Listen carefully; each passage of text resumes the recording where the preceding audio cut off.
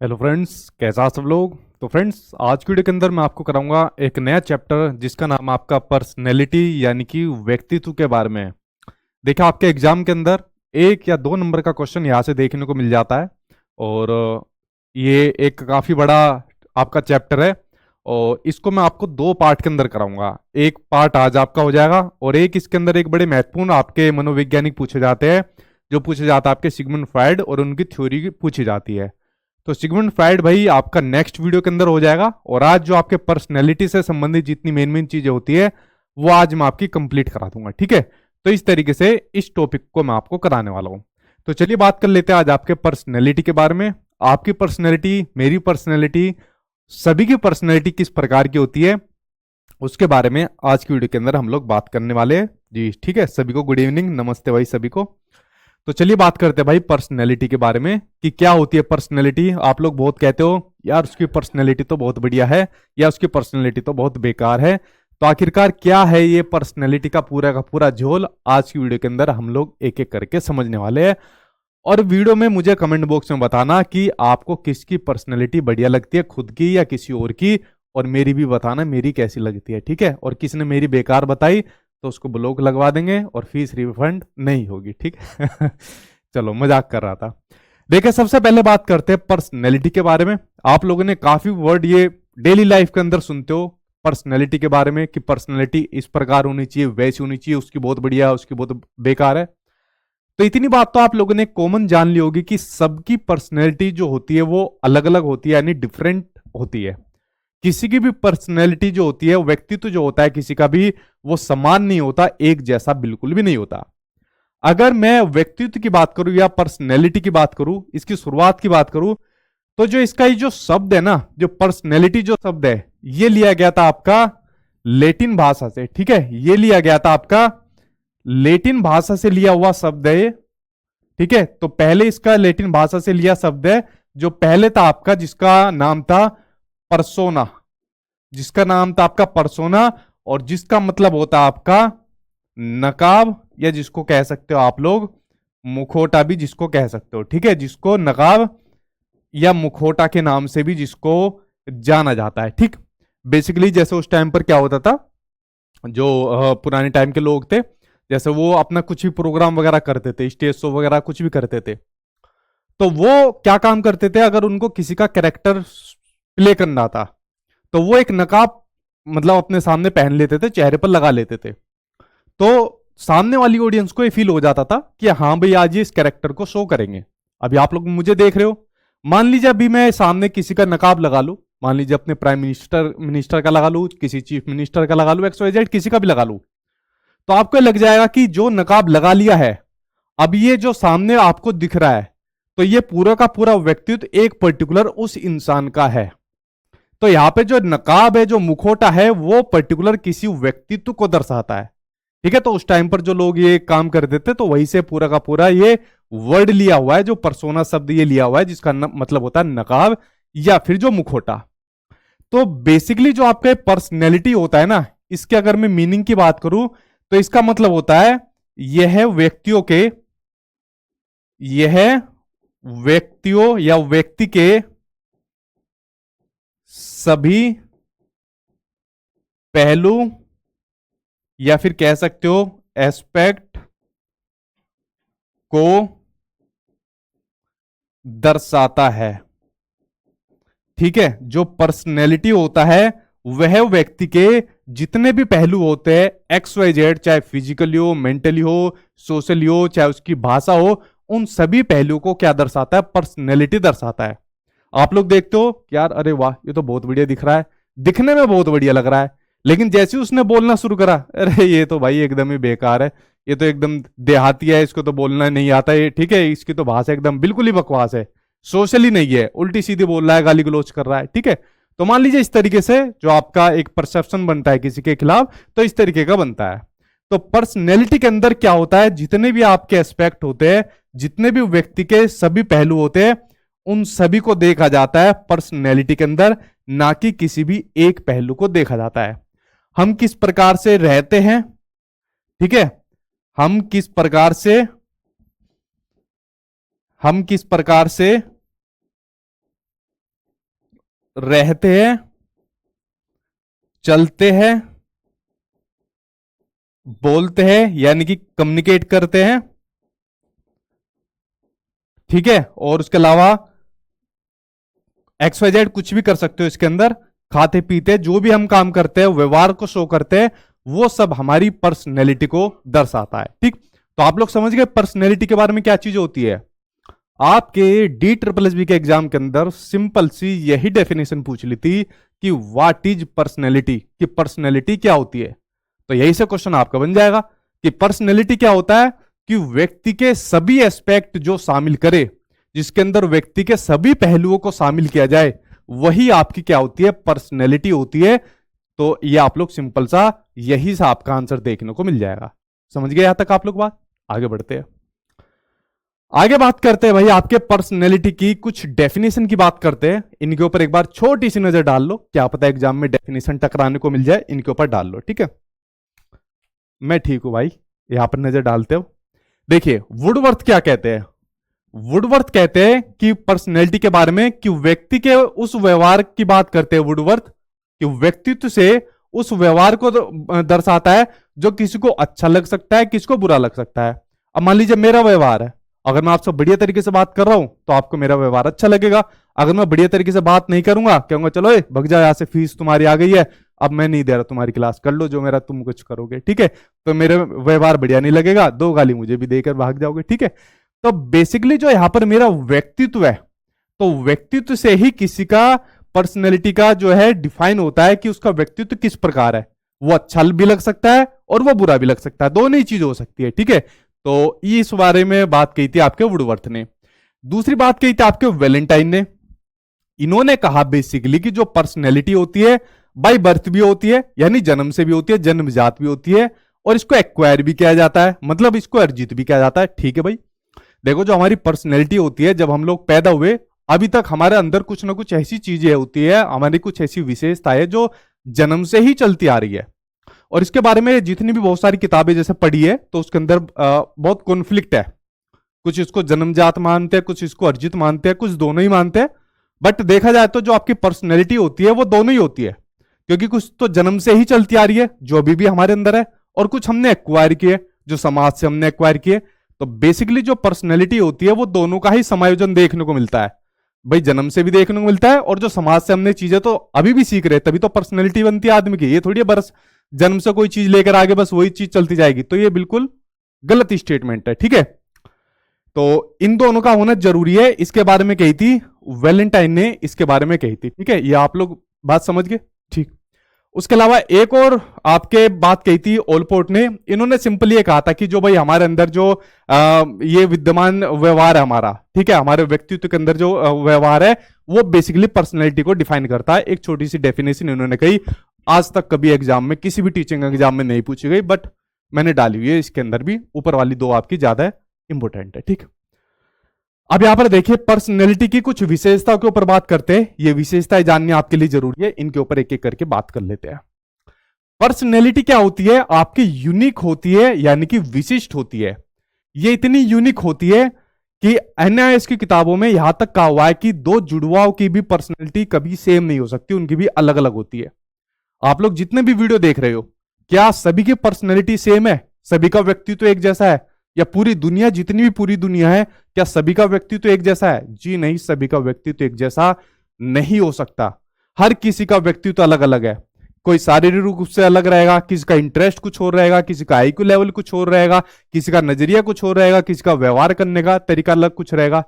तो सबकी पर्सनैलिटी अलग अलग रहेगी, सबके इंटरेस्ट के अकॉर्डिंग, मेंटेलिटी के अकॉर्डिंग, सबके व्यवहार के अकॉर्डिंग अलग अलग रहेगी। इसलिए पर्सनैलिटी को यूनिक यानी कि विशिष्ट माना गया है।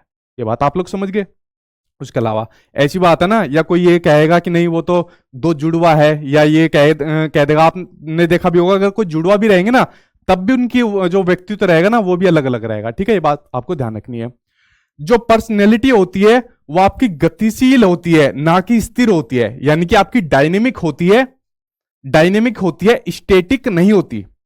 देखिए पर्सनैलिटी ऐसे तो है नहीं कि एक बार जो बन गई, अब जो हमारी बन गई वो हमेशा वही रहेगी, यानी कि आपकी स्टेटिक रहेगी, फिक्स रहेगी, वो कभी चेंज नहीं हो सकती। वो आपकी टाइम टू टाइम पर चेंज होती रहती है। बट मेन पॉइंट आपका ये है, जो पर्सनैलिटी होती है वो बहुत जल्दी जल्दी चेंज नहीं होती। ये 1 महीने बाद चेंज हो गई, फिर 1 महीने बाद चेंज हो गई, फिर 1 साल बाद चेंज हो गई। इतनी जल्दी पर्सनैलिटी चेंज नहीं होती। पर्सनैलिटी को चेंज होने के लिए काफी अच्छा खासा टाइम चाहिए होता है। देखो, मैं एक एग्जांपल देता हूं आपको।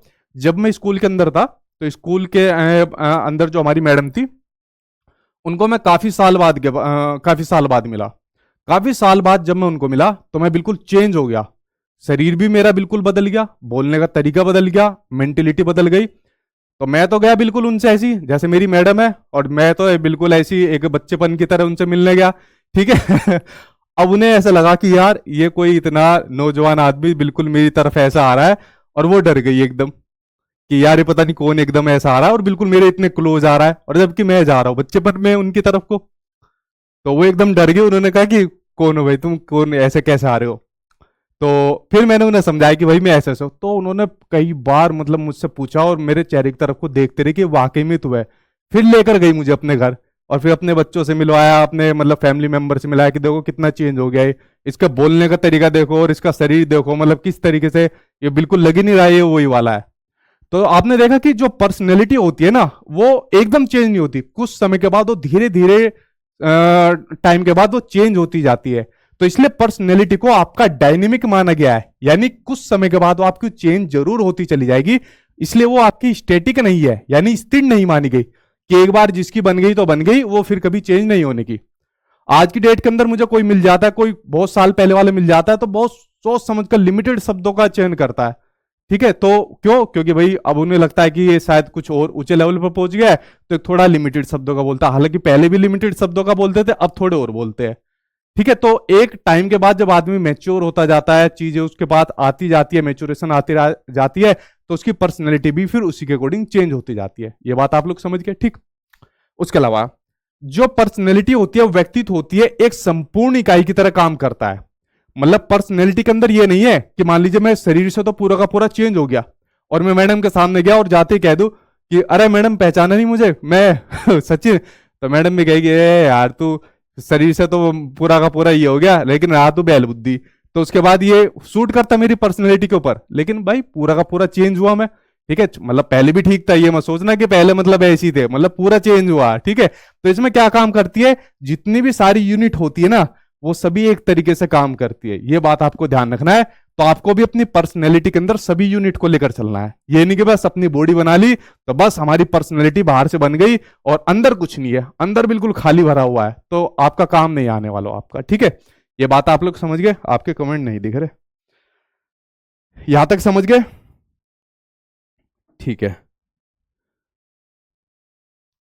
केवीएस में स्पेशल एजुकेटर की भर्ती, भाई इसको क्लास को यही रहने दो और टॉपिक पर ध्यान लगाओ अभी आप ना। ठीक है, अगला है, देखिए जो आपके पर्सनैलिटी होती है, व्यक्तित्व होती है, वो आपके हेरिडिटी और एनवायरमेंट, ये दोनों की उपज होती है। ये क्वेश्चन आपके DSSB के एग्जाम में भी पूछा गया है कि जो पर्सनैलिटी होती है ये किसकी वजह से होती है, हेरिडिटी और एनवायरमेंट।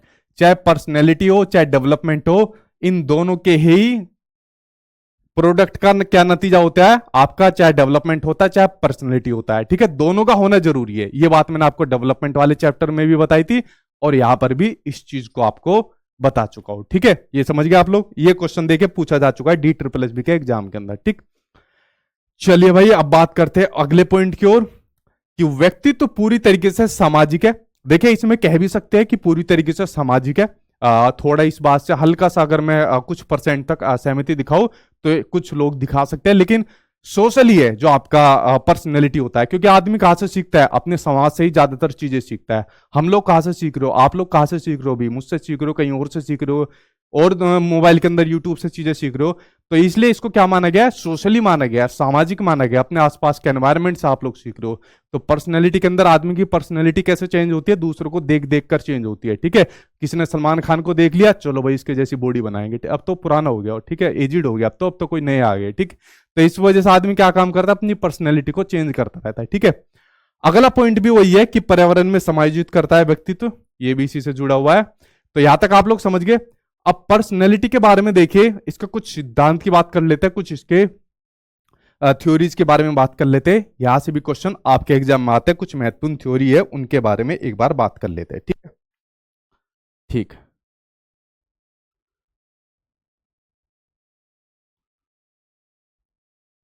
ठीक, अच्छा हेरिडिटी कैसे हो सकती है पर्सनैलिटी के अंदर? देखिए, हेरिडिटी का मैं आपको मीनिंग समझा देता हूं। हेरिडिटी ऐसे हो सकती है पर्सनैलिटी के अंदर, मान लीजिए किसी के फादर जो है क्रिकेट से संबंधित है, ठीक है, वो क्रिकेट बहुत बढ़िया खेलते हैं। तो ऐसा हो सकता है कि उसके जीन्स के थ्रू, उसके पेरेंट्स के जीन्स के पेरेंट्स के थ्रू जो जीन्स उसके अंदर आए हैं, तो कुछ ना कुछ क्रिकेट की उसके अंदर भी काबिलियत जरूर देखने को मिलेगी। ठीक है, अब जैसे सचिन तेंदुलकर है, वो बहुत बढ़िया बैट्समैन है, मतलब महान बहुत बड़े खिलाड़ी रहे हैं। अब उनके बेटे आए अर्जुन तेंदुलकर, अब वो बैट्समैन नहीं बन पाए लेकिन वो बॉलर बन गए। ठीक है, तो कहीं ना कहीं पर्सनैलिटी का प्रभाव जरूर पड़ा उनके अंदर, भले बैट्समैन ना बन पाए हो लेकिन वो बॉलर बन गए हो। तो हेरिडिटी का भी रोल पूरा पड़ता है पर्सनैलिटी के ऊपर। आपने देखा होगा कुछ लोग क्या रहते हैं, जैसे एक मूवी आई थी वो सनी देओल की और सैफ अली खान की, तो वो क्या काम करता है, थोड़ी थोड़ी देर में नाक को यूं करता रहता है। ठीक है, तो ये क्या रहता है, ये एक व्यवहार को दर्शाता है कि मान लीजिए किसी का फादर कोई काम करता है, कुछ कुछ के फादर हाथ को पीछे मारते रहते हैं, बालों में पीछे मारते रहते हैं। तो जो व्यवहार दिखाता है ना, पीछे हाथ मारना, नाक को इस तरीके से करना, या फिर कपड़ों को अलग तरीके से करना, ये व्यवहार इस चीज को दिखाता है कि जो पर्सनैलिटी को दिखाता है। ठीक है, तो ये पेरेंट्स के थ्रू मिलते हैं, जो कुछ व्यवहार मिलते हैं, कुछ इस तरीके की मेंटेलिटी जो मिलती है, या कुछ गुण जो मिलते हैं, वो पेरेंट्स के थ्रू मिलते हैं। आपने देखा होगा कुछ पेरेंट्स ऐसे हैं जो मतलब शुरू से ही गवर्नमेंट जॉब में रहे और सेम पोस्ट के अंदर बच्चा भी रह जाता है। तो ये हेरिडिटी की वजह से होता है, जो पर्सनैलिटी मिलती है, और साथ में एनवायरमेंट भी मिल जाए तो उसकी पर्सनैलिटी अपने आप ही हो जाती है। इसलिए दोनों का समायोजन होना जरूरी है। ये नहीं हो सकता कि खाली एक ही फैक्टर होना जरूरी होता है, दोनों का, हेरिडिटी और एनवायरमेंट। खाली एक फैक्टर हो जाएगा तो पर्सनैलिटी नहीं बन सकती, इसलिए दोनों का होना जरूरी होता है। ठीक है, अब देखिए यहां पर बात करते हैं पहले व्यक्तित्व का गुण सिद्धांत, यानी कि आपकी ट्रेट थ्योरी। ये ट्रेट क्या होते हैं? ट्रेट आपके अंदर वो सभी गुण होते हैं जो आपकी पर्सनैलिटी को बनाते हैं। ठीक है, ये आपने देखा होगा, जैसा आप लोगों के अंदर अभी गुण बनते जा रहे एक शिक्षक बनने के, आप लोगों ने अभी क्या काम करा, आप लोगों के अंदर जैसे कैसे गुण बने, आप लोगों ने अपना टीचिंग ट्रेनिंग कोर्स करा, टीचिंग ट्रेनिंग कोर्स करने के बाद बीटीसी बीएड जो भी आपने करा, उसके बाद आपने सीटेट का एग्जाम पास करा, सीटेट का एग्जाम पास करने के बाद आप लोग अपना डीएसएसबी का एग्जाम पास करोगे, इसे पास करने के बाद फिर आप लोग अपना टीचर बनोगे। तो एक एक करके जो आपकी इमारत बनती जा रही है, ये एक एक करके जो आपके गुण जो आपके विकसित होते जा रहे हैं, तो उसके बाद आपकी एक पर्सनैलिटी बन जाएगी, टीचर वाली आपकी पर्सनैलिटी बन जाएगी।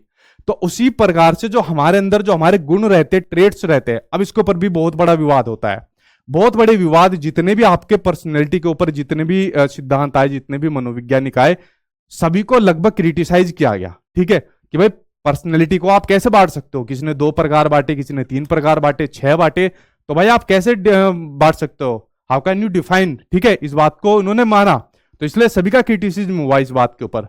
तो यहां पर भी जो ट्रेड्स है उसको भी इसी बात पर क्रिटिसाइज करना पड़ा। किसी ने इसको 6 मान लिया, किसी ने इसको 12 मान लिया, किसी ने इसको ज्यादा मान लिया। तो यार ट्रेड्स तो हमारे अंदर बहुत ज्यादा है, तो जो गुण है हमारे अंदर बहुत ज्यादा है भाई, कोई सेंसिटिव है, कोई मेच्योर है, कोई पता नहीं कितने कितने ट्रेड्स है, तो आप इसको इतनी चीजों पर कैसे बांट दोगे। ठीक है, तो यहां पर क्रिटिसिज्म देखने को मिलता है।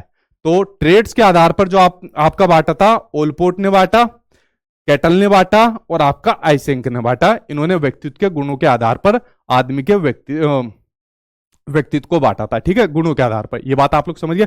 अच्छा, इसी में से एक क्वेश्चन बड़ा पूछा जाता है, जो खासकर टेट एग्जाम में, जैसा आप लोगों ने कभी यूपी टेट या का एग्जाम देखा होगा, 16 पीएफ जो कि आपके कैटल ने दिया था।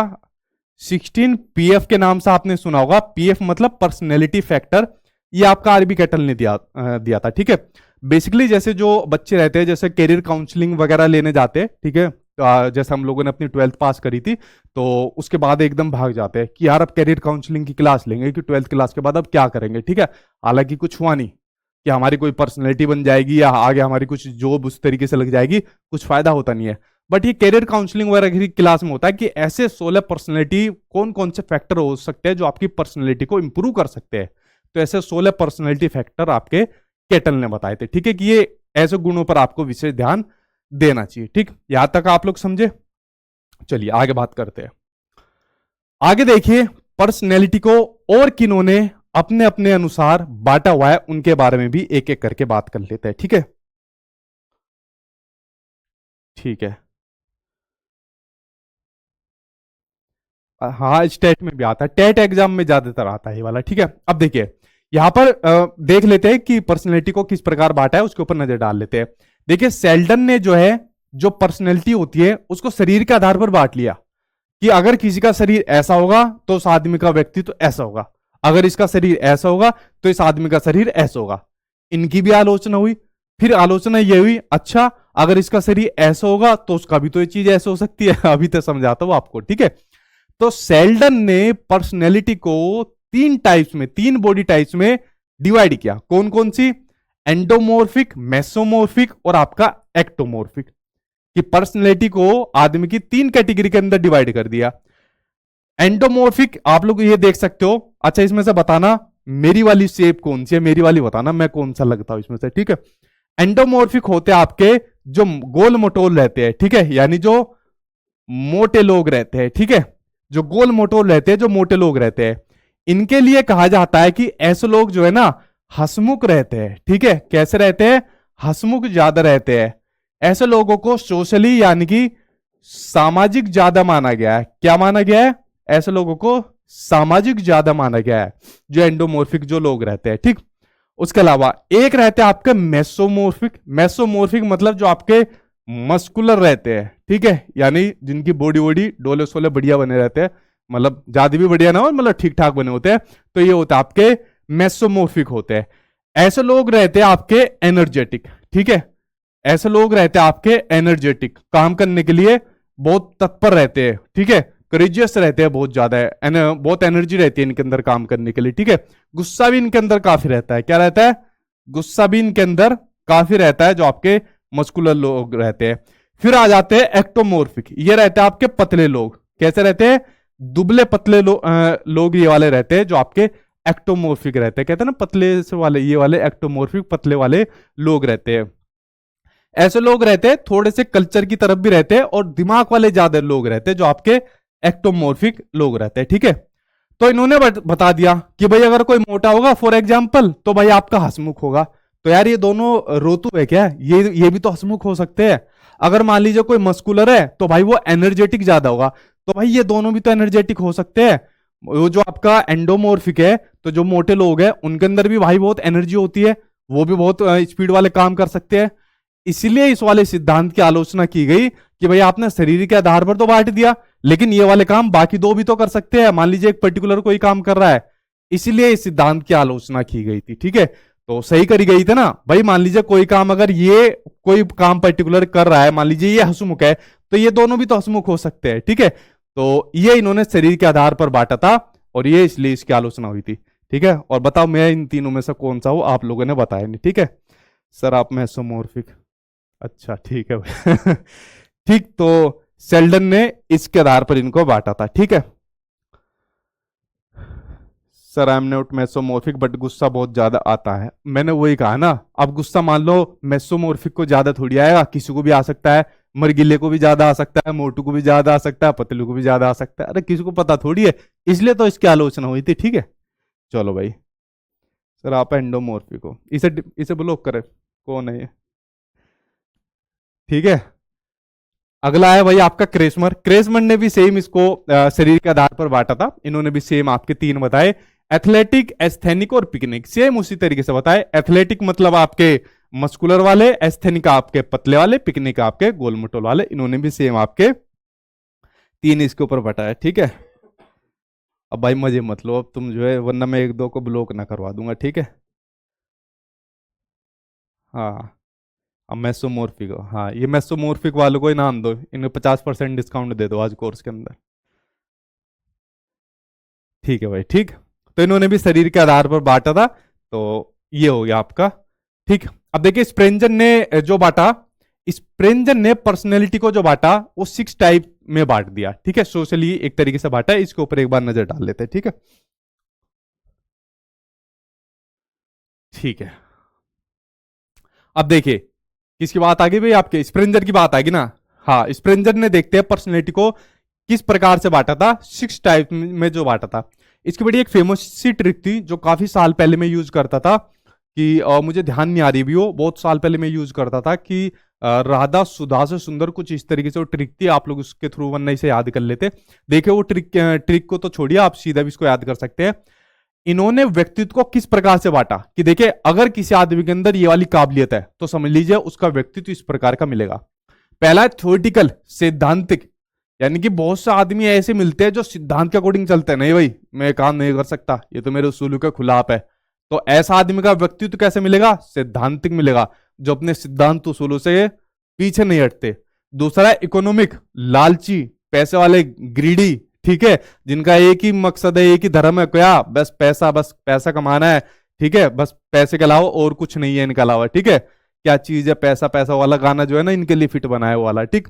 उसके अलावा अगला एस्थेनिक, सौंदर्य बोधी, ये वाला पर्सनैलिटी उन लोगों के अंदर होती है जो कला प्रेमी होते हैं, जो नेचर के भी थोड़ा नजदीक होते हैं लेकिन कला के नजदीक बहुत ज्यादा रहते हैं, ठीक है, तो आपके एस्थेनिक रहते हैं। अगले सोशली, सामाजिक, जो सोसाइटी से ज्यादा लगाव रखते हैं, समाज के लिए कुछ ना कुछ करते रहते हैं। आपने देखा होगा बहुत से लोग ऐसे रहते हैं, समाज के लिए कुछ एनजीओ के थ्रू काम कर देंगे, अपने पास कुछ फंड होगा उसके थ्रू कुछ काम कर देंगे। आपने देखा होगा हमारी तरफ एक पर्सन थे तो उनके लड़के एक्सपायर हो गए थे, ठीक है, तो उन्होंने रेड लाइट पर फ्री में जाके वो मतलब अपना ट्रैफिक को कंट्रोल करते हैं। तो ऐसे लोग सामाजिक रहते हैं, ठीक है। अब बीच में जो बिचौलिए रहते हैं, शादी करवाते हैं, आजकल उनकी तादाद खत्म होती जा रही है, तो बिचौलिए लोग मिल जाते हैं, सामाजिक रहते हैं। अगले राजनीतिक, नेता लोग, ठीक है, तो इनके अंदर ये जो पर्सनैलिटी होती है राजनीतिक वाली, ये नेता लोगों के अंदर रहती है आपकी, ठीक है। अगले धार्मिक लोग, तो इनकी व्यक्तित्व तो रहता है आपका ये धार्मिक वाला रहता है इनके अंदर आपका, ठीक है। अभी भी इसके अंदर, ठीक है, वो भैया आप लोग, तो ये आपके इस प्रेंजन ने बताई यहां पर हो गई। अब देखिए अगला बात करते हैं आपके बड़े महत्वपूर्ण कार्ल युंग के बारे में। अब भाई एग्जामिनर भी इनको लेकर बड़ा कंफ्यूज है जो टेट वाले एग्जाम होते हैं या जो आपके टीचिंग वाले एग्जाम होते हैं, कभी विचारों का नाम इनका जुंग लिख देता है, कभी युंग लिख देता है, कभी यंग लिख देता है। वो खुद परेशान है कि इनका नाम आखिर में है क्या। देखिए नाम तो इनका कार्ल युंग है, ठीक है, कार्ल युंग है, लेकिन क्या करे भाई, वो प्रोनाउंसिएशन इस प्रकार की होती है या लिखा इस प्रकार से जाता है कि वो टेंशन हो जाती है बच्चों को भी कि असल में नाम है क्या, ठीक है। तो जुंग आ जाए तब टेंशन नहीं लेनी, युंग आ जाए तब टेंशन नहीं लेनी, जंग आ जाए तब भी टेंशन नहीं लेनी, लेकिन काल JUNG आना चाहिए आपके एग्जाम के अंदर, ठीक है। इन्होंने व्यक्तित्व को दो प्रकार में बांटा। कितने प्रकार में? दो प्रकार में बांटा। एक होते आपके इंट्रोवर्ट, एक होते आपके इंट्रोवर्ट यानी अंतर्मुखी, और एक होते आपके एक्सट्रोवर्ट, एक होते आपके एक्सट्रोवर्ट। तो इन्होंने व्यक्तित्व को दो प्रकार में अपना बांटा। जो इंट्रोवर्ट होते हैं, पानी की बोतल है, बोतल नहीं है, तो जो इंट्रोवर्ट होते हैं, इंट्रोवर्ट कैसे रहते हैं? बिल्कुल चुपचाप, ज्यादा किसी से बात नहीं करेंगे, ज्यादा सोसाइटी से कम्युनिकेट नहीं करेंगे, अपने में ही मगन रहते हैं। तो इन्होंने व्यक्तित्व को बांट दिया कि जो एक तो वो होते हैं जो खुल के बात करते हैं, सबसे हंसी मजाक करते हैं, अपने विचारों को एक्सप्रेस करते हैं, वो एक्सट्रोवर्ट में आ जाएंगे, सेकंड टाइप में आ जाएंगे। और जो किसी से बात नहीं करते, अपने विचारों को एक्सप्रेस नहीं करते, ज्यादा यार दोस्त नहीं बताते, वो इंट्रोवर्ट के अंदर आ जाएंगे। तो यहां पर कुछ विशेषताएं दोनों की लिखी हुई है, एक बार उनके ऊपर नजर डाल लीजिए। ये क्वेश्चन आपके एग्जाम में बहुत आता है, मतलब टीचिंग एग्जाम में बहुत आता है। बोलने से लिखने में बेहतर रहता है। बोलने से इनको थोड़ी नफरत रहती है, जो इंट्रोवर्ट टाइप के लोग रहते हैं, बहुत कम बोलते हैं आपके, ठीक है, लिखेंगे ज्यादा। और आपने देखा होगा ना, ऐसे लोगों के पास डायरी भी रहती है अपनी, जो डेली की एक्टिविटीज रहती है ना, उसको डायरी में लिखते हैं कि आज मैंने ये करा, ये करा, ये करा, ऐसी भी चीज लिखते हैं, ठीक है। चिंतित रहने की प्रवृत्ति, जल्दी जल्दी पॉइंट देख लो, चिंतित रहते हैं हमेशा पूरे टाइम, अकेले काम करना पसंद करते हैं, अपने तक सीमित रहते हैं, आसानी से शर्मसार भी हो जाता है। वरना जो एक्सट्रोवर्ट रहता है ना, वो कहता है जा छोड़, जो हो गया तो हो गया, ये नहीं सोचते। किताबों और पत्रिकाओं में रुचि रहती है, विषयनिष्ठ भावना द्वारा प्रभावित, लचीलापन नहीं रहता, ध्यान देते हैं, विनम्र रहते हैं, ईमानदार रहते हैं और लोकप्रिय नहीं रहते। अब क्या होगा कि ये ईमानदार नहीं रहते, देखो यहां पर एक पॉइंट आ रहा है कि ये बेईमान होते हैं जो एक्सट्रोवर्ट होते हैं। तभी तो इनकी भी आलोचना की गई कि भाई जरूरी है इंट्रोवर्ट ईमानदार रहेगा। अब जो एक्सट्रोवर्ट है, जो अपने विचारों को एक्सप्रेस कर रहा है, दूसरों के साथ कम्युनिकेट कर रहा है, ज्यादा अपने यार दोस्तों से घुल मिल रहा है, तो क्या वो बेईमान हो जाएगा? अब आप में से जितने वीडियो देख रहे हो, तो आप कार्ल युंग के बारे में क्या कहोगे? इन्होंने जो एक्सट्रोवर्ट पर्सनैलिटी बताई है, आप में से दो ही टाइप होंगे, या तो इंट्रोवर्ट हो या एक्सट्रोवर्ट हो। और जो आप में से एक्सट्रोवर्ट हुआ उसको आप में से कहा हुआ है बेईमान। तो भैया आप में से जो जो बेईमान है तो भैया आप लोग देख ही सकते हो भाई ठीक है, ऐसा मेरे विचार नहीं है भाई, ऐसा किताबों में लिखा हुआ है युंग साहब द्वारा। तो ऐसे कैसे रहते हैं, बोलने में कुशलता है, बोलने में पूरे माहिर है, चिंतन मुक्त रहते हैं, अरे छोड़ जो भी होगा देखा जाएगा, ये वाली प्रवृत्ति रहती है। दूसरों के साथ काम करना पसंद रहता है, दोस्ती बहुत जल्दी कर लेते हैं, जल्दी शर्मसार वाला इनका साथ कोई केस नहीं रहता, ठीक है, कि बहुत जल्दी शर्म आ जाएगी, हो जाएगा वो हो जाएगा। खेल कूद में इंटरेस्ट लेते हैं, वस्तुनिष्ठ आंकड़ों द्वारा नियंत्रित रहते हैं, लचीलापन इनके अंदर रहता है, अपनी वस्तु बीमारी को ध्यान नहीं देते हैं, अरे कोई बात नहीं अपने आप ही ठीक हो जाएगी, ये वाला मैटर रहता है। उत्तेजनात्मक रहते हैं, बेईमान होते हैं और लोकप्रिय रहते हैं, अपने दोस्त यार फ्रेंड सर्कल के अंदर में बहुत लोकप्रिय रहते हैं। तो इस तरीके से जो इंट्रोवर्ट और जो एक्सट्रोवर्ट टाइप्स की दो पर्सनैलिटी आपके कार्ल युंग ने बताई वो यहां पर मैंने डिफाइन कर दी है। ठीक है सर, मैं तो दोनों हूं, तो दो आप दोनों हो तो आप हो गए उभयनिष्ठ हो गए, जिसके अंदर इन दोनों का समावेशन देखने को मिलता है। ठीक है, तो अगर आप दोनों है इंट्रोवर्ट और एक्सट्रोवर्ट तो आप हो गए उभयनिष्ठ, ठीक है, जिनके अंदर इन दोनों का ही समावेशन देखने को मिलता है। और ऐसे ज्यादातर दोनों ही प्रवृत्ति के देखने को मिलते हैं।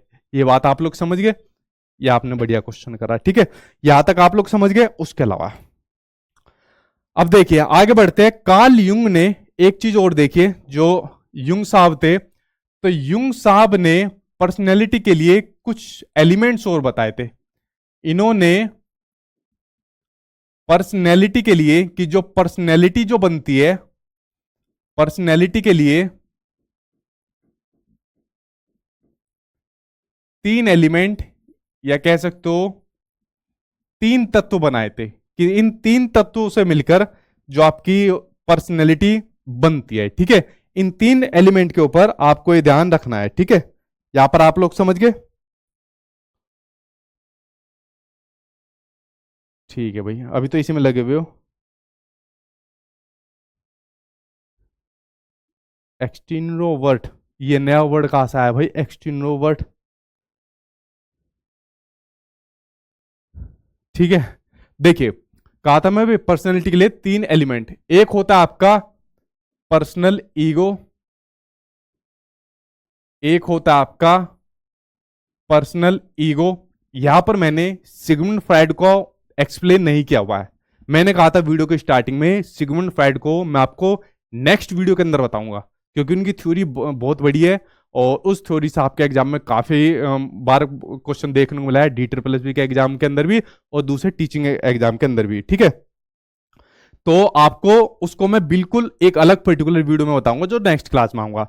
तो इड, ईगो, सुपर ईगो, ये आपकी तीनों में एक्सप्लेन कर दूंगा, लेकिन आपको फिलहाल इतना जानना जरूरी है जो आपकी इड, ईगो और सुपर ईगो है, कि जो इड होती है वो आपकी बुरी होती है, जो ईगो होती है वो अच्छी इड, मैं भी क्या कह रहा हूं, जो इड होती है वो बुरी होती है, जो ईगो होती है वो बैलेंस बनाने का काम करते हो, जो सुपर ईगो होती है वो अच्छी होती है। ठीक है, इड बुरी, सुपर ईगो अच्छी, और जो ईगो होती है वो दोनों के बीच में बैलेंस बनाने का काम करती है। ठीक है, ये बात ध्यान रखनी है।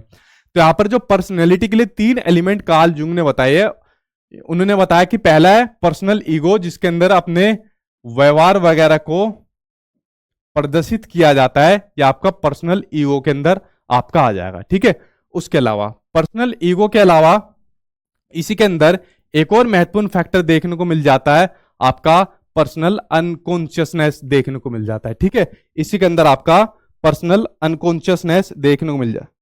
सुपर ईगो सबसे अच्छी होती है, सुपर ईगो ही बताया भाई मैंने आपका।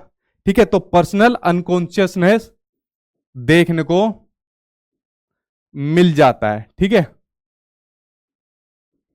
पर्सनल अनकॉन्शियस देखने को मिल जाता है, जिसके अंदर आपके दुख दुखड़े वगैरह ये सब देखने को मिल जाते हैं। ठीक, ये आप लोग समझ गए। सुपर टेट भी हो जाएगा भाई, आप इससे टेंशन मत लीजिए। ठीक है, आप लोग समझ गए, पर्सनल अनकॉन्शियस देखने को मिल जाता है, सॉरी कॉन्शियस ईगो, दो बार हो गया, कॉन्शियस ईगो। ठीक है, कॉन्शियस ईगो देखने को मिल जाता है, पर्सनल अनकॉन्शियस हो गया। तीसरा हो जाता है आपका कलेक्टिव अनकॉन्शियस, तीसरा हो जाता है आपका कलेक्टिव अनकॉन्शियस, जिसको कि सामूहिक अचेतन, जहां तक मैं ठीक हूं हिंदी के अंदर, सामूहिक अचेतन के रूप से जाना जाता है। अभी ये जैसे मैंने आपको सिगमंड फ्राइड नहीं कराया ना, तो थोड़ी इसके अंदर आपको कंफ्यूजन हो रही होगी, तो इसलिए मैंने नहीं कराया, वरना ये क्लास 2 घंटे की चली जाती, वरना ईड ईगो सुपर ईगो अगर मैं आपको करा देता तो आपकी समझ में आ जाती। इसको थोड़ा सा जानिए कि ईड आपकी बुरी होती है, सुपर ईगो आपकी अच्छी होती है, और आपकी जो ईगो होती है वो दोनों के बीच में बैलेंस बनाने का काम करती है। ये बात आपको समझना है, ठीक है। तो थोड़ा सी इसको समझोगे तो ये थोड़ा सा कंसेप्ट आपके समझ में आ जाएगा। 2-4 बच्चों को दिक्कत इसलिए होगी क्योंकि सिगमंड फ्राइड मैंने अभी नहीं कराया, इसलिए आपको id, conscious, subconscious mind, unconscious mind, ये भी इसलिए आपको थोड़ा सा नहीं आ रहे होंगे, क्योंकि ये conscious, subconscious, unconscious mind, id, ego, super ego, ये सब सिगमंड फ्राइड के चैप्टर जब मैं आपको कराऊंगा नेक्स्ट क्लास में, तब आपको समझ में आ जाएगा, ठीक है। तो इन्होंने 3 एलिमेंट इसके लिए बताए थे, ठीक है। ठीक, यहां तक समझ गए। उसके अलावा ये बात होगी आपके युंग साहब की हो गई। उसके अलावा एक बात और करी जाए, आप लोगों ने एक चीज पढ़ी होगी, type A and type B theory भी आप लोगों ने पढ़ी होगी, और शायद आपको जानकर यह भी पता चला होगा बहुत साल पहले टाइप सी थ्योरी भी आ चुकी है। तो ये जो थ्योरी आपकी दी थी, ये थ्योरी दी थी आपके फ्रीडमैन ने और रोजेनमैन ने दी थी, ठीक है। ये जो थ्योरी दी थी आपके फ्रीडमैन ने और रोजेनमैन ने। देखिए इन थ्योरी के अंदर क्या होता है वो थोड़ा सा एक्सप्लेन करके मैं आपको बता देता हूं। जो टाइप ए थ्योरी है, इन्होंने लोगों को 2 टाइप के अंदर बांटा, टाइप ए और टाइप बी थ्योरी। जो लोग टाइप ए टाइप के हैं देखो क्या बोला है, जो लोग टाइप ए के हैं, ऐसे लोग क्या रहते हैं, बहुत ज्यादा हाई मोटिवेटेड रहते हैं, बहुत ज्यादा मोटिवेटेड रहते हैं किसी भी काम को करने के लिए। बस एक बार डीएसएसबी के फॉर्म आ जाए उसके बाद तो मैं टॉप कर जाऊंगा, ये कर जाऊंगा, बस एक बार मुझे थोड़ी सी आजादी मिल जाए, फिर देखना मैं ये भी कर जाऊंगा, वो भी कर जाऊंगा। अति उत्साही रहते हैं, आप लोग लिख सकते हो, अति उत्साही रहते हैं, अति उत्साही रहते हैं ऐसे लोग। उसके अलावा टाइम मैनेजमेंट करने के लिए भी बहुत ज्यादा, टाइम मैनेजमेंट करने के लिए भी बहुत ज्यादा अति उत्साही रहते हैं, जो ऐसे लोग रहते हैं जो टाइप ए प्रकार के लोग रहते हैं। ऐसे लोगों में ये वाली भावना रहती है कि यार मुझे कुछ करना है अपनी जिंदगी के अंदर, कुछ बड़ा करना है, कुछ अच्छा करना है और बहुत जल्दी करना है। ऐसे लोग रहते हैं टाइप ए प्रकार के। आई थिंक आप लोगों में से भी ज्यादातर लोग ऐसे ही है, जिनके अंदर बहुत जल्दबाजी है कि यार मुझे ये काम करना है, ठीक है। एक पॉइंट तो आप इसमें वो लिख सकते हो कि जल्दबाजी, बहुत ज्यादा जल्दबाजी रहती है ऐसे लोगों के अंदर जो टाइप ए प्रकार के लोग रहते हैं। वेट नहीं करेंगे कि बस एक बार जल्दी आ जाए कुछ काम को, फिर उसको निपटाना है, बहुत जल्दी करना है, ये वाला काम टाइप ए प्रकार के लोगों के अंदर रहता है। जबकि जो टाइप ए बी प्रकार के लोग हैं, ये इनके अंदर रहता है आपका पेशेंस, या कह सकते हो आपका धैर्य रहता है, ठीक है। इनके अंदर रहता है आपका धैर्य रहता है, और कह सकते हो भाई ये पूरा का पूरा, ये छोटा नहीं आता क्या इसका, धैर्य रहता है। और टाइप ए की कमी रहती है, सीधा ये लिख लो, बात खत्म। टाइप ए की जितनी विशेषताएं है वो सबकी कमी आपके टाइप बी के अंदर रहती है। टाइप ए वाले जो लोग रहते हैं ना, इनके अंदर आगे जाके हार्ट से संबंधित दिक्कत आ जाती है। किससे संबंधित? हार्ट से संबंधित भी दिक्कत इन्हीं के अंदर ज्यादा आती है, ठीक है, कि हार्ट अटैक आ गया ऐसे लोगों को, क्योंकि बहुत ज्यादा अति उत्साही रहते हैं ऐसे लोग किसी काम को करने के लिए। ये बात आप लोग समझ गए? आपके कमेंट फिर चलेगा भाई।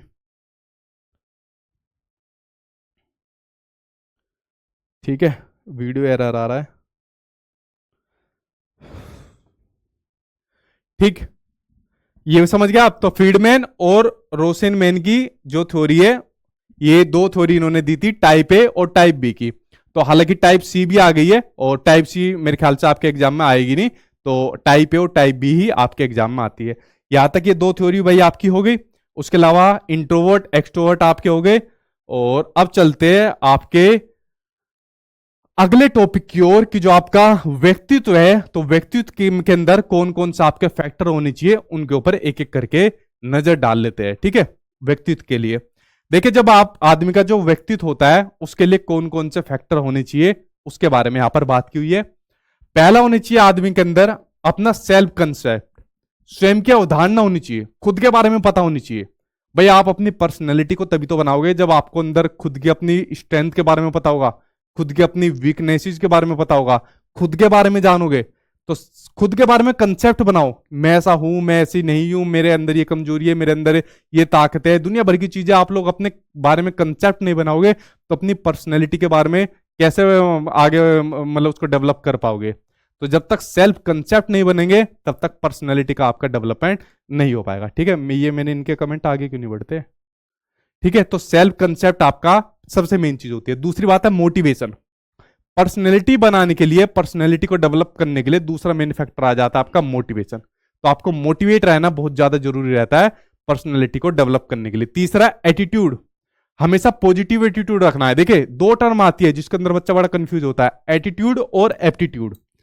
एक होता है एटीट्यूड, एक होता है आपका एप्टीट्यूड। ये दो बड़ी टर्म आ जाती है। अच्छा, इन दोनों को यार इंग्लिश में नाम याद करना, क्योंकि जैसे एप्टीट्यूड है ना, तो एप्टीट्यूड के अलग अलग मल्टीपल नाम दिए रहते हैं हिंदी के अंदर, और बहुत जगह कंफ्यूजन भी रहती है। इनफैक्ट एप्टीट्यूड को आपका अभिरुचि भी माना गया है, तो अभिरुचि तो इसको कह नहीं सकते ना हिंदी के अंदर। इसलिए मैं कहता हूं कुछ टर्म ऐसी होती है, भाई आप ये जो साइकोलॉजी वगैरह पढ़ते हो इनके टर्म इंग्लिश में नाम याद ज्यादा करोगे, आपके लिए फायदा रहेगा। ठीक है, एटीट्यूड आपका नजरिया, आपका तरीका, ये आपका एटीट्यूड दर्शाता है। और एटीट्यूड आपका सारी चीज बता देता है आपकी पर्सनैलिटी के बारे में, और एटीट्यूड आपका बढ़िया रहेगा तभी आपकी पर्सनैलिटी डेवलप हो जाएगी। एप्टीट्यूड आपकी जो स्किल्स, आपकी योग्यता है किसी स्पेसिफिक काम के अंदर किस प्रकार की है, वो आपके एप्टीट्यूड को दर्शाती है।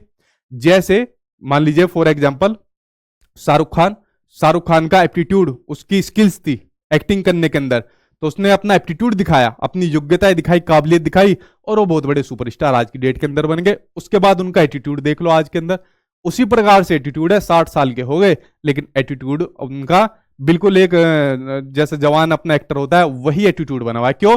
उनके अंदर किसी एक खास काम के अंदर योग्यता आई थी, स्किल थी, तो उनका एप्टीट्यूड उस प्रकार से था। ठीक है, उसी प्रकार से जो एक छोटा बच्चा होता है उसके पास भी बहुत सारे एप्टीट्यूड रहते हैं। किसी के पास लिखने का होता है, किसी के पास बोलने का होता है, तो इस प्रकार के कई एप्टीट्यूड एक छोटे बच्चे के पास भी होते हैं।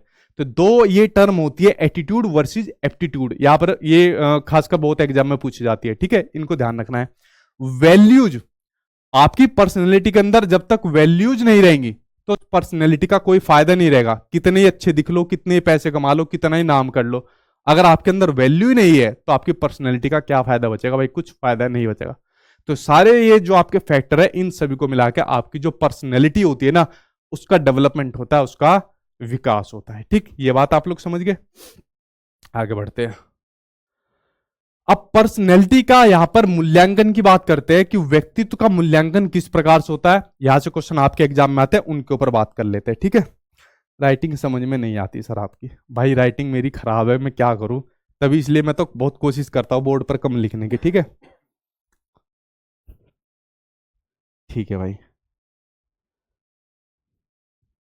आपके पास सब कुछ है सर, ऐसा नहीं है भाई।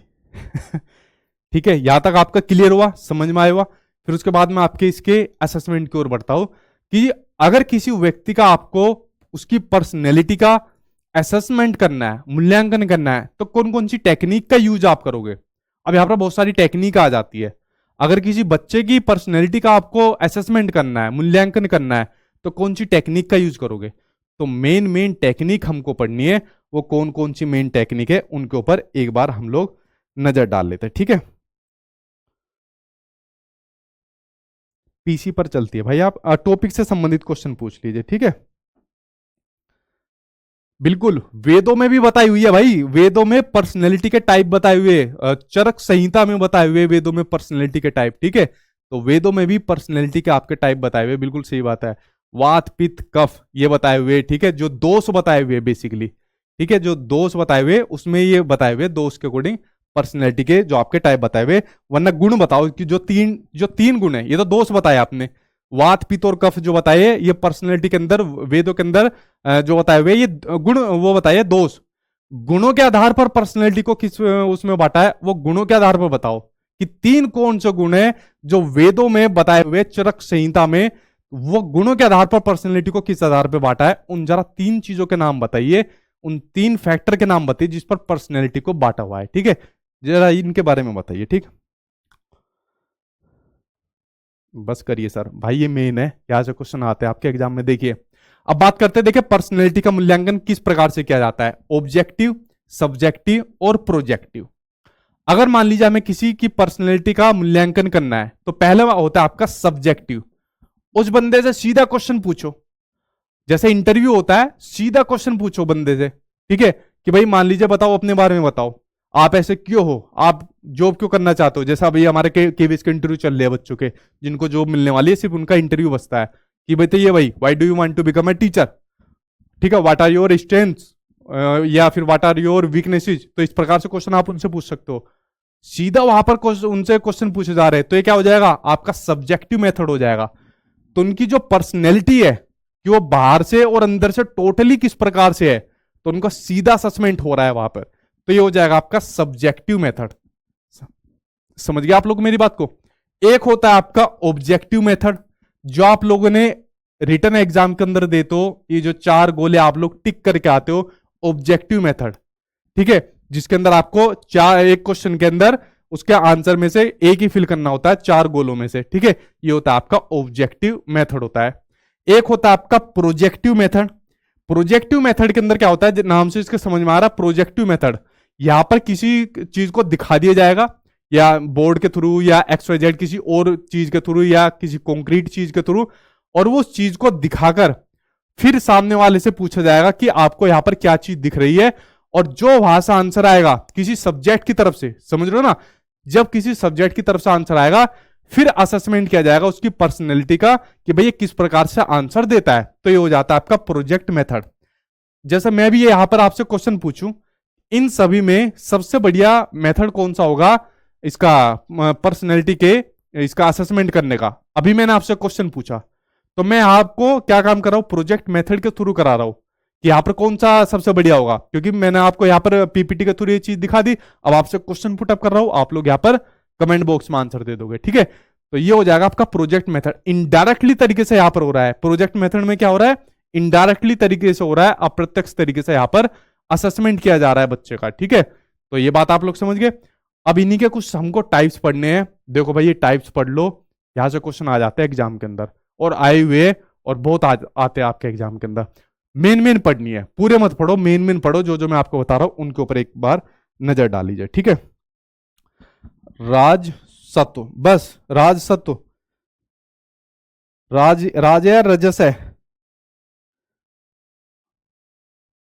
ठीक है, सत्व, ठीक है, बताओ आगे बताओ। एक ने ट्राई करा है, राज सत्व बोला है ज्योति ने, सत्व तो सही गई है, लेकिन आगे बताओ, राज है, रजस है, और तीसरा क्या है उसके बारे में बताओ जरा।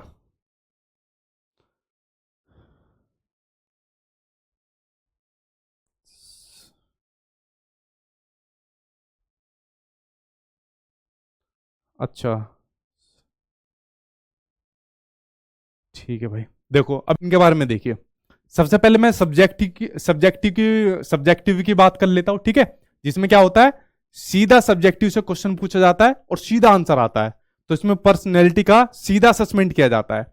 पहला दिया है इसमें एनेक्डोटल रिकॉर्ड। देखिए 2 प्रकार के रिकॉर्ड होते हैं, एक होता है एनेक्डोटल रिकॉर्ड और एक होता है आपका कम्युलेटिव रिकॉर्ड। एनेक्डोटल रिकॉर्ड में बच्चे से संबंधित, उसके व्यवहार से संबंधित सभी प्रकार के क्वेश्चन पूछ लिए जाते हैं। कम्युलेटिव रिकॉर्ड में उसके क्लास से संबंधित सभी प्रकार के क्वेश्चन पूछ लिए जाते हैं। C for class, C for cumulative. ठीक है, ये चीज आपको दोनों को ध्यान रखनी है। तो ये 2 प्रकार के रिकॉर्ड आपके हो जाते हैं। ऑटोबायोग्राफी, ऑटोबायोग्राफी के अंदर सब्जेक्ट से रिलेटेड सारी चीजें निकल कर आ जाएगी ऑटोबायोग्राफी के अंदर। ठीक है, तो खाली सब्जेक्ट की नॉलेज निकल कर आ रही है। केस स्टडी, केस स्टडी के अंदर भी क्या होता है, सब्जेक्ट की सारी नॉलेज निकल कर आ रही है। उससे पूछेंगे, अगर मान लीजिए केस स्टडी करनी है, मान लीजिए आप में से किसी बच्चे की केस स्टडी करनी है कि भाई पढ़ क्यों नहीं रही हो, फिर वो बचाएगा सर ये अभी तो फॉर्म नहीं आए। अच्छा कोई बात नहीं, आ जाएंगे, पढ़ना चालू कर देंगे। ठीक है सर, मन नहीं लग रहा है पढ़ने का। तो जितने भी पॉइंट है उन सभी को लिखा जाएगा A to Z करके। तो केस स्टडी के अंदर जो सब्जेक्ट होता है उन सभी को नोट डाउन किया जाता है। बच्चा होता है, बच्चे से संबंधित सभी चीजों को नोट डाउन किया जाता है। ठीक है, इंटरव्यू, इंटरव्यू तो मैंने आपको बता दिया मेन, सीधा क्वेश्चन यहां पर पुटअप किया जाता है इंटरव्यू के अंदर। ठीक है, ऑब्जर्वेशन, देखो यहां पर बच्चों को ऑब्जर्व किया जाता है। ऑब्जर्व किसके माध्यम से किया जाता है? सेंसरी ऑर्गन के थ्रू, आंख, नाक, कान, मुंह, ठीक है, इनके थ्रू ऑब्जर्व किया जाता है। ठीक है, तो ऑब्जर्व किया जाता है। पेरेंट्स के व्यू जाने जाते हैं, ये इतना खास एग्जाम में नहीं आता। पर्सनल डाटा ब्लैंक्स नहीं आता। क्वेश्चन आपका हो गया रेटिंग स्केल। देखिए रेटिंग स्केल या इसको एटीट्यूड स्केल बोल सकते हैं। ठीक है, क्या बोल सकते हैं इसको? एटीट्यूड स्केल बोल सकते हैं। रेटिंग स्केल में क्या होता है? बच्चे ने कितनी परफॉर्मेंस दी है उसको रेटिंग स्केल पर मापा जाता है। ठीक है, ये होता है रेटिंग स्केल। जैसे मान लीजिए अभी मैं आपसे क्वेश्चन पूछूं कि भाई आपको जो मैं चीजें पढ़ा रहा हूं, करा रहा हूं, वो आपको कितनी अच्छी लग रही है। तो मान लीजिए मैंने लिख दिया, एक तो लिख दिया यहां पर पुअर, एक लिख दिया यहां पर एवरेज, एक लिख दिया यहां पर बेस्ट। तो यहां पर मेरा एक रेटिंग स्केल निकल कर आ जाएगा।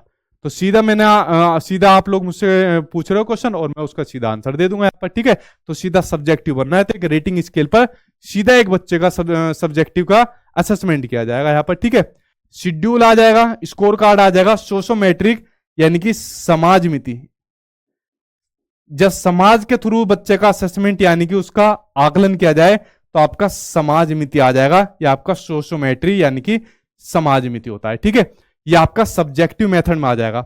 इनको मानकीकृत और अमानकीकृत विधियों के नाम से भी जाना जाता है, इन दोनों को, अगर हिंदी की बात करें तो। ठीक है, लेकिन मेरी आप लोगों से रिक्वेस्ट है, मोस्टली टर्म को इंग्लिश के अंदर याद करना, हिंदी के अंदर कंफ्यूज हो जाओगे। ठीक है, ये बात आप लोग समझ गए। ठीक, तो उसके बाद बात करते हैं ऑब्जेक्टिव मेथड की बात करते हैं, यानी कि स्टैंडर्डाइज टेस्ट की बात करते हैं। अब यहां पर ऑब्जेक्टिव के अंदर क्या हो रहा है? यहां पर डायरेक्ट नहीं पूछा जा रहा, ऑब्जेक्ट के थ्रू यहां पर काम हो रहा है। अचीवमेंट टेस्ट कि बच्चे ने जो जो अचीवमेंट हासिल करी है उसको यहां पर डिफाइन किया जाएगा, जैसे 4 ऑप्शन के थ्रू किया गया। एप्टीट्यूड टेस्ट, एप्टीट्यूड मैंने अभी आपका बता दिया। इंटेलिजेंट टेस्ट, उसके इंटरेस्ट का टेस्ट और उसके पर्सनल इन्वेंटर्स का टेस्ट, क्योंकि उसने जो खुद की खोज है, खुद के काम है, उसका यहां पर टेस्ट किया जाएगा। ये मानकीकृत और अमानकीकृत टेस्ट दोनों ही प्रकार के टेस्ट आपके यहां पर हो गया है। ठीक है, ये दोनों के दोनों आपके हो गया। अब बात करते हैं आपके प्रोजेक्टिव टेक्निक्स की बात करते हैं, जिसमें बच्चे का इनडायरेक्टली एक तरीके से असेसमेंट किया जा रहा है। तो प्रोजेक्टिव टेक्निक्स में कौन कौन सी है उनके ऊपर एक बार बात कर लेते हैं। ठीक है, बेस्ट, बेस्ट, बेस्ट, एवरेज। अच्छा, ठीक है, ठीक, चलिए अब इसमें देखिए मेन मेन के ऊपर बात कर लेते हैं। बीजी टेस्ट कभी एग्जाम में नहीं आया। ठीक है, ये भी आपका जो न्यूरोलॉजी होता है, दिमाग से संबंधित होता है, वही आपका कभी एग्जाम में नहीं आया, ना ही आपका आएगा, इसे छोड़ो। आपका ब्लैक की पिक्चर टेस्ट ये भी नहीं आएगा। जितने भी बेसिकली टेस्ट है इनके अंदर पता है बेसिकली क्या होता है? कोई आपको फिगर, पिक्चर, टूल्स, कॉन्क्रीट चीज वो दिखाई जाएगी, फिर जो सब्जेक्ट होगा उससे क्वेश्चन यहां पर पुटअप किया जाएगा और वो फिर आंसर देगा। जो वो आंसर देगा, जो वो व्यवहार दिखाएगा, उस व्यवहार को फिर नोट किया जाएगा और उससे फिर उसकी पर्सनैलिटी का पता लगा जाएगा कि उसकी पर्सनैलिटी किस प्रकार की है। तो यहां पर ये चीजें दिखाकर फिर सब्जेक्ट के व्यवहार का पता लगा जाएगा। ये चीज आपने देख ली। ठीक है, उसके अलावा कैट, चिल्ड्रन एपर्सेप्शन टेस्ट, एक होता है कैट और एक होता है टेट, थीमेटिक एपर्सेप्शन टेस्ट। ठीक है, ये टेट वाला आपका मॉर्गन और मुरे ने दिया था। ठीक है, और कैट आपका बेलेक ने दिया था। ठीक है, कभी कभी आपके टेट के एग्जाम में पूछे जाते हैं, कुछ बच्चे जैसे टेट और सुपर टेट की भी तैयारी कर रहे होंगे तो इनके कभी कभी आ जाते हैं कि इनके प्रवर्तक कौन है। ठीक है, इनके अंदर बेसिकली क्या होता है, कुछ कार्ड होते हैं। तो कार्ड, जैसे कार्ड हो गया, तो कार्ड उनको दिखा दिए जाते हैं और कार्ड के अंदर कुछ शेप दिखती है। फिर जो सामने सब्जेक्ट होता है, मान लीजिए कोई सामने बच्चा बैठा है, तो जो बच्चा बैठा है उन शेप्स को देखेगा और कहेगा शेप्स, कोई वो हाथी दिख रहा है, कोई भालू दिख रहा है, कोई बादल दिख रहा है। उन कार्ड की शेप को देखकर बच्चा कुछ आंसर देता है, तो उससे उस बच्चे के फिर व्यवहार का पता चलता है। तो ये होते हैं फिर आपके थीमेटिक और आपके जो ये टेट और सेट, टेट और कैट है, मैं भी क्या बोल रहा हूँ, टेट और कैट है, ये जो आपके जो 2 टेस्ट होते हैं। ठीक है, जिसमें कार्ड के थ्रू उनके पर्सनैलिटी का टेस्ट किया जाता है। क्ले मॉडलिंग, इसमें आपके मिट्टी की मॉडलिंग करके फिर बच्चों का टेस्ट लिया जाता है। क्लाउड पिक्चर टेस्ट, ये आपका भाई वही टेस्ट हो गया पिक्चर के थ्रू। Draw a man test, graphology, mosaic test, psychodrama, Rorschach ink blot test. देखिए इसे देखिए, जो रोडसा का, हरमन रोडसा का जो है इंक ब्लॉक टेस्ट आया था, इसमें क्या होता है, हरमन रोडसा ने क्या काम करा, एक पेज के ऊपर क्या काम करा, इंक के वो ले लिए, धब्बे से ले लिए, ऊपर डाल दी, जो पेन इंक का वो होता है, क्या बोलते हैं उसको, इंक, इंक का वो नहीं होता, जो उसका उसके अंदर यूज किया जाता है इंक का, डॉट डॉट के धब्बे डाल दिए पेज के ऊपर। जब पेज के ऊपर उन्होंने डॉट डॉट के धब्बे डाल दिए, फिर उन बच्चों से पूछा, ठीक है, या सब्जेक्ट से पूछा कि अब इनकी जो शेप है वो आपको किस प्रकार की दिख रही है। तो वहां पर उन्होंने अलग अलग प्रकार की चीजें बताई, कोई बादल बताए, कोई कुछ बताए, कोई कुछ बताए। तो इसलिए ये वाला जो टेस्ट था ना, ये इतना ज्यादा फेमस नहीं हुआ, ये वाले कंपैरिजन में ज्यादा फेमस हुए, टेट और कैट वाले। क्यों? इसमें कार्ड के थ्रू चीजें दिख रही थी तो थोड़ी स्पष्ट दिख रही थी। लेकिन मान लीजिए कोई पेपर रख दिया और पेपर पर यहां पर डॉट डॉट करके बूंद डाल दी गई, उसकी इंक की बूंद डाल दी, इंक ऊपर से आई, पेपर के ऊपर गिर गई और एक इमेज बन गई, उल्टी सीधी इमेज बन गई, जिसमें कुछ एग्जैक्ट निकल कर नहीं आ रहा कि इमेज बनी है तो किसकी बनी है। इसलिए वाला टेस्ट फेल हो गया, हनुमान रोसा का ये वाला टेस्ट फेल हो गया था इस वजह से, ठीक है। तो इस वाले टेस्ट के माध्यम से भी चेक किया जा रहा था, पर्सनैलिटी को चेक किया जा रहा था, ठीक है। सेंटेंस कंप्लीशन टेस्ट ये भी हो गया, सोशल ड्रामा हो गया आपका भाई, ये सारे टेस्ट इनको देख लेना, ये इतना खास नहीं है, ये सबसे ज्यादा वो टेस्ट खास थे जो मैंने आपको बताए। अब यहां से कई सारे आपके एग्जाम में पूछे हुए क्वेश्चन है। देखिए क्वेश्चन आपके एग्जाम में कैसे आता है, कभी तो सिंपल याद आता है कि इनमें से कौन सा आपका पर्सनैलिटी के असेसमेंट का टाइप्स नहीं है, इन्हीं में से कोई सा आपका पूछ लिया जाता है, जो जो मैंने आपको मेन बताए। कभी आपका पूछ लिया जाता है कि इनमें से कौन सा प्रोजेक्टिव टेक्निक है, इनमें से कोई भी देख लेंगे, पूछ लेंगे, उसका टाइप्स आपका नहीं है, दूसरा क्वेश्चन ही हो गया। कभी आपका इनमें से कोई सा एक मेन पूछ लेंगे कि एटीट्यूड या रेटिंग स्केल या आपका सोशोमेट्रिक या केस स्टडी, उसके बारे में थोड़ी सी डिटेल पूछ लेंगे, जो कि मैंने आपको बता दी। तो जितनी भी सारी मेन चीजें थी वो भाई मैंने यहां पर आपको इसकी एक्सप्लेन कर दी। अब यहां पर एक टीचर के रोल की बात कर लेते हैं कि एक टीचर का रोल इसके अकॉर्डिंग क्या होना चाहिए, उस टीचर के रोल की भी हम लोग बात कर लेते हैं, ठीक है। ठीक है, बस करिए सर, भाई थक गए अभी से। सिगमंड फ्राइड तो आए नहीं भाई आज आपके ठीक है, अगर सिगमंड फ्राइड आ जाते तो बस फिर बात ही क्या थी। ठीक है, देखिए अब आपको क्या है, बच्चे की पर्सनैलिटी का डेवलपमेंट करना है, उनके व्यक्तित्व का विकास करना है, तो एक टीचर का भी तो रोल होना चाहिए भाई उसमें। इसे और देख लो, फिर आपकी क्लास खत्म हो जाएगी, ठीक है। मुझे पता है अभी जब तक एग्जाम नहीं आएगा तब तक ये आपका ऐसे ही बना रहता है। देखिए, ठीक, देखिए अब टीचर का क्या रोल रहता है, टीचर को बच्चों को अटेंशन रखना चाहिए, ठीक है, यानी कि उनका अवधान क्लासरूम के अंदर अपना रखना चाहिए। अब आप लोगों का अटेंशन यहाँ पर क्लासरूम के अंदर नहीं है, बच्चे क्या कह रहे हैं, बस सर खत्म कर दो, 1 घंटा हो गया क्लास को। लेकिन आपको अटेंशन बनाना पड़ेगा। आपको अगर क्लासरूम के अंदर बच्चों को चीजें पढ़ानी है या बच्चों की पर्सनैलिटी का डेवलपमेंट करना है, आपकी पर्सनैलिटी का डेवलपमेंट तभी तो होगा, तब आप लोग ये चीजें पढ़ोगे, जब आपको ये चीजें समझ में आएगी तभी तो आपकी पर्सनैलिटी का डेवलपमेंट होगा। और उसके लिए सबसे मेन चीज होती है आपका अटेंशन। अगर आपका अटेंशन ही नहीं है तो समझ लीजिए बात नहीं बनेगी। तो सबसे मेन चीज है कि बच्चों का अटेंशन आपको एक क्लासरूम में हमेशा कायम रखना है, एज ए टीचर आपकी रिस्पॉन्सिबिलिटी बनती है। डिसिप्लिन दूसरा मेन चीज आ जाती है कि बच्चों को आप एक आज की डेट के अंदर डिसिप्लिन में नहीं रख सकती। हालांकि किताबें बहुत पुरानी किताबें जैसे एनओएस वगैरह की जो किताबें लेकिन चलन में चलती आ रही है, बट आज की थ्योरी के अंदर आप बच्चों को डिसिप्लिन में नहीं रख सकते, ठीक है ना, उनको किसी प्रकार की पनिशमेंट आप लोग दे सकते हो, ठीक है। लेकिन अगर बच्चे के अंदर पर्सनैलिटी की बात करी जाएगी, व्यक्तित्व की बात करी जाएगी, तो डिसिप्लिन में भी रखना उसको जरूरी है। आप लोगों ने देखा है अगर किसी की पर्सनैलिटी की बात करी जाएगी ना, आप किसी की भी उठा के देख लो, बड़ी से बड़ी व्यक्तित्व को उठा के देख लो, बड़े स्टार को उठा के देख लो, बड़े XYZ किसी को भी उठा के देख लो, वो अपना मैनेजमेंट का पक्का जरूर मिलेगा, डिसिप्लिन का पक्का जरूर मिलेगा। नहीं भाई मैं इतने बजे आऊंगा, इतने बजे निकल लूंगा, ठीक है। ऐसे लोग आपको जरूर देखने को मिलेंगे। एग्जाम्पल सेट करिए उनके सामने कि देखो उसने जाके वाला कीर्तिमान बना दिया, उसने ऐसा कर दिया, तो तुम क्यों नहीं कर सकते भाई। जो आप लोग अभी कह रहे हो कि सर बस करिए क्लास बहुत बड़ी हो गई, तो भाई जो गवर्नमेंट जॉब मिलेगी ना, ऐसे बात नहीं बनने वाली, ठीक है। तो आपको पढ़ना पड़ेगा, चीजें पढ़नी पड़ेगी, ठीक है। फन फन तो भाई मैं करता ही हूँ क्लासरूम के अंदर। ऐसे आप लोगों को भी अगर किसी की पर्सनैलिटी को डेवलपमेंट करना है तो फन आपको करना ही पड़ेगा।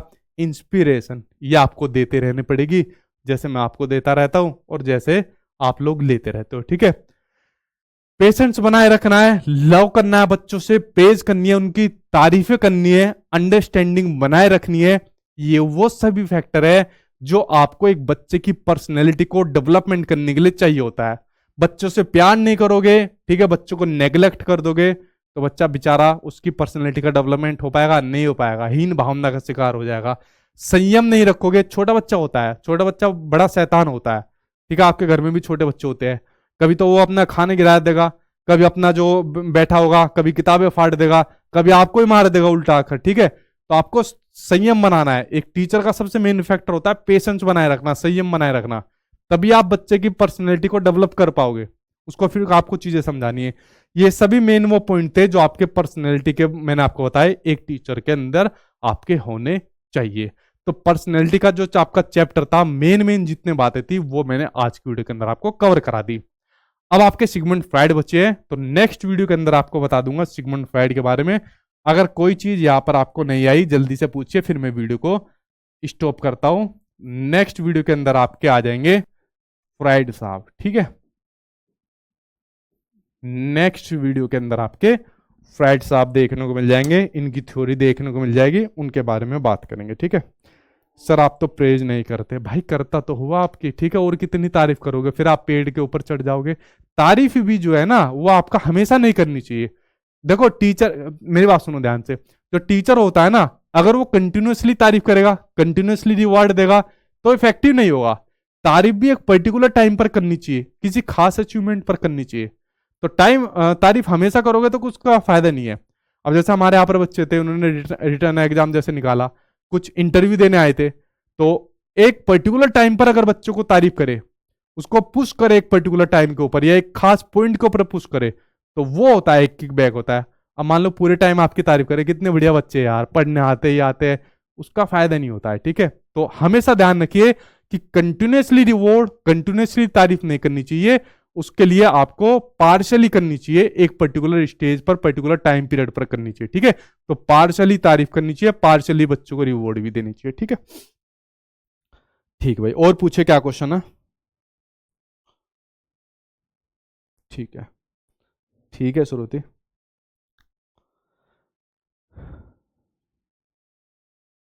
और पूछिए भाई।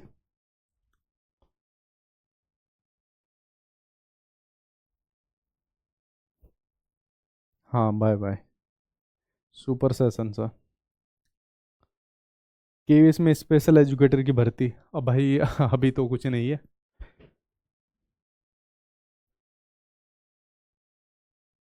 बिहार टीचर बनने के बारे में 2 लाइन यूट्यूब पर बताऊंगा, ठीक है। यहाँ प्लीज टॉपिक से रिलेटेड अगर आपको कुछ पूछना है। यू आर बेस्ट टीचर, ठीक है भाई। क्या कमेंट है महेंद्र आपका?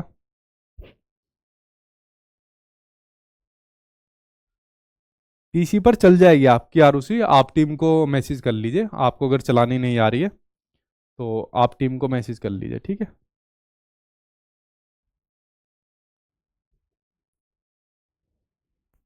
अच्छा, अब बताइए, वेदों के अनुसार 3 गुण, ठीक है।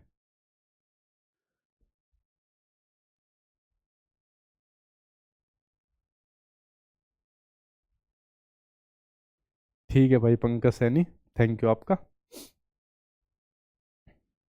कमेंट आने तेज हो गए वो आपके क्लास खत्म होते ही। ये क्या है इतना लंबा मैसेज? डीएसएसबी के लिए फॉर्म फिलिंग का नोटिफिकेशन, अरे भाई इसके ऊपर अभी कुछ नहीं बोलूंगा, थोड़े दिन रुकिए अभी आप, ठीक है, उसके बाद कुछ बोलना सही रहेगा। ठीक, चलिए अब वीडियो को स्टॉप करते हैं, मिलता हूँ आपसे नेक्स्ट वीडियो में, तब तक पढ़ते रहिए, ध्यान रखिए, गुड नाइट, टेक केयर।